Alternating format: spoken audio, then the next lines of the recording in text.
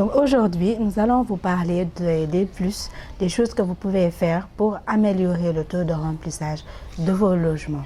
Restez jusqu'à la fin.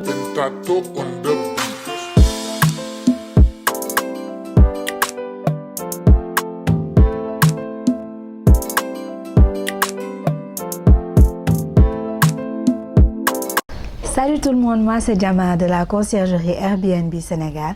Bienvenue à la première chaîne YouTube dédiée à l'investissement immobilier au Sénégal, notamment à la location saisonnière. Si vous venez de me suivre, moi c'est Diama. Je suis gestionnaire de logements meublés au Sénégal, Dakar et la Petite Côte. Donc si cette thématique vous intéresse, n'hésitez pas à vous abonner et à activer la cloche de notification. Si vous avez des amis ou de la famille intéressés par cette thématique également, n'hésitez pas à leur faire partager la vidéo. Donc si vous voulez aller aussi plus loin, nous avons un e-book qui retrace les 10 astuces pour un investisseur immobilier pour se lancer dans la location meublée. N'hésitez pas à le télécharger en barre de description.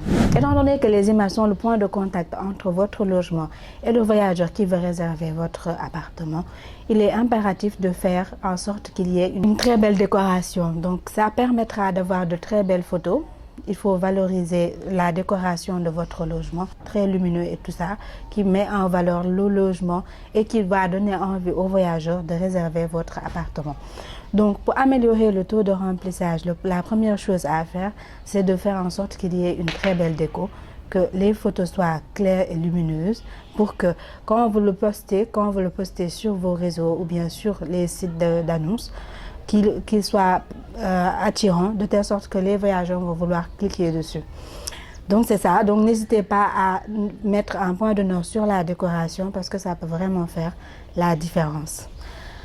Donc le deuxième point, ce sera de mettre ce qu'il faut en termes d'équipement pour un logement, pour que la personne soit effectivement à l'aise quand elle vient loger chez vous. Donc vous devez impérativement avoir un Wi-Fi, c'est obligatoire.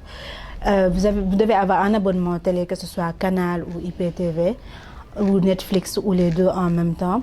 Donc vous devez avoir ça. Vous devez aussi avoir tout ce qui est micro-ondes, frigo, machine à laver, c'est optionnel, mais ça vous permettra, si vous êtes dans certaines zones, c'est un plus. Et voilà, ça permet aux gens qui restent en long séjour ou bien qui viennent en famille de pouvoir s'occuper de leur linge tranquillement.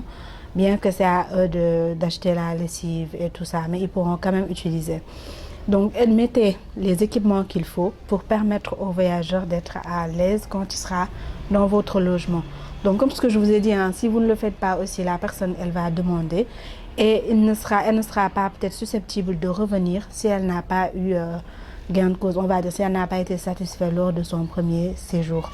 Donc, c'est important de fournir le matériel nécessaire, des ustensiles de cuisine, il faut en avoir pour que la personne puisse cuisiner si elle le souhaite et de la vaisselle pour manger et tout ça.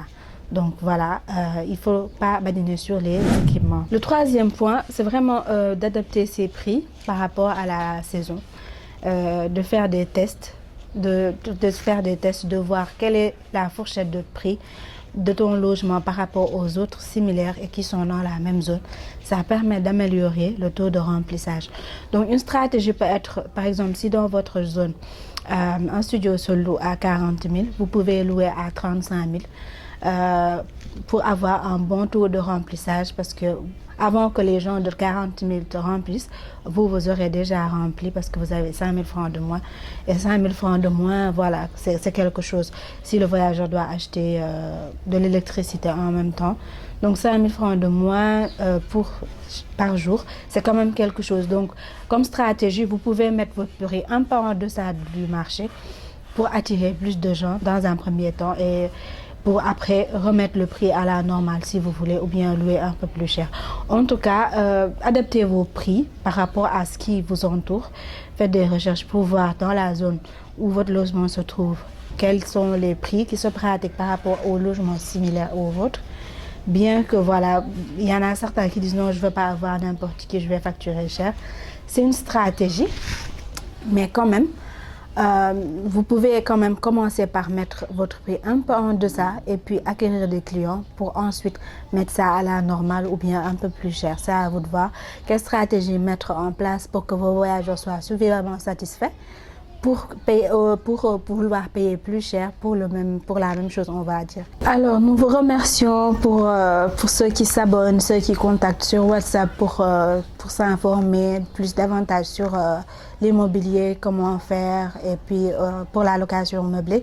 Nous vous remercions pour la confiance et pour ceux qui nous donnent leur logement en gestion et tout. Nous vous remercions pour tout et nous espérons que la playlist de comment investir au Sénégal dans la location meublée vous aura plu et vous aura apporté beaucoup de valeur. N'hésitez pas à vous abonner et à nous suivre sur nos autres réseaux. On est sur Instagram, sur YouTube, sur TikTok, Facebook. Donc on est aussi sur LinkedIn, sur mon compte personnel. Donc vous pouvez nous suivre partout pour avoir plus d'astuces. Donc pour investir dans la location meublée. On a été très content de vous avoir cette année sur la chaîne. Donc on espère en 2024 qu'on va encore grandir. On essaiera de vous proposer plus de contenu qui vont vous permettre d'avoir les informations nécessaires pour vous lancer dans la location meublée et vous faire de l'argent. Donc pour 2024, on vous réserve une nouvelle playlist pour les voyageurs pour donner plus envie aux gens de venir au Sénégal, de leur donner des astuces quand ils viendront, qu'est-ce qu'il faut faire, quelles sont les activités qu'il y a et tout ça, les endroits à visiter. Donc on espère vous voir bientôt dans nos logements également pour vos voyages à Dakar ou sur la Petite Côte. Merci beaucoup et à bientôt.